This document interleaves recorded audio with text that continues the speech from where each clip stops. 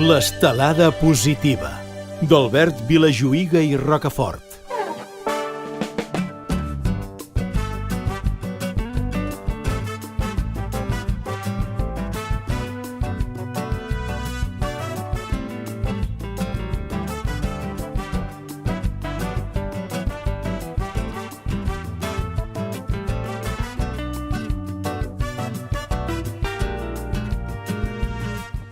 Vet aquí que aquell dia en Pere Garcia es llevà de bon humor i en arribar a la feina va exclamar: «Som-hi, nois i noies, per Catalunya!»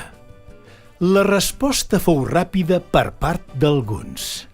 «Per Catalunya!» van exclamar també.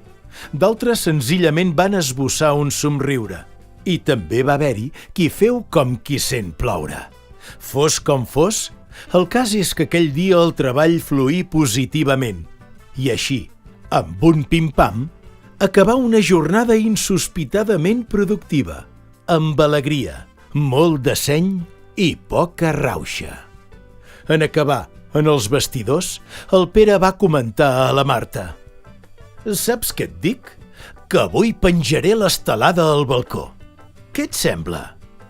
«Em sembla molt bé, i és clar, carallot. Jo no l'he despenjada mai.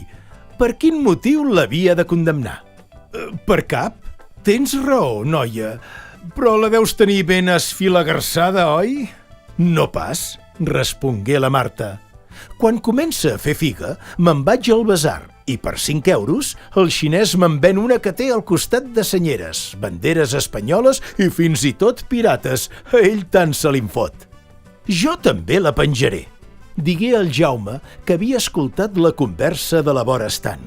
«I jo també», digué el Carles. Dit i fet.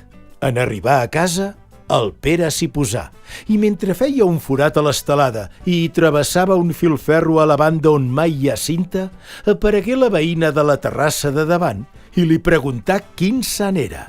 «Sant Tornem-hi», respongué el Pere, amb alegria.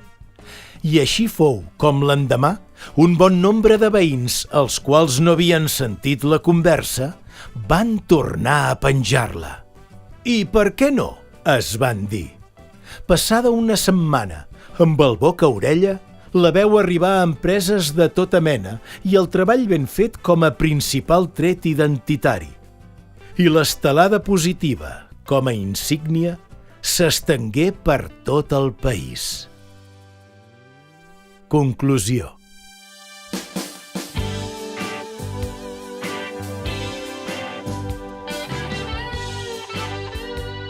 Si arriba la independència, que ens agafi treballant de valent. I si no arriba, què hi haurem perdut?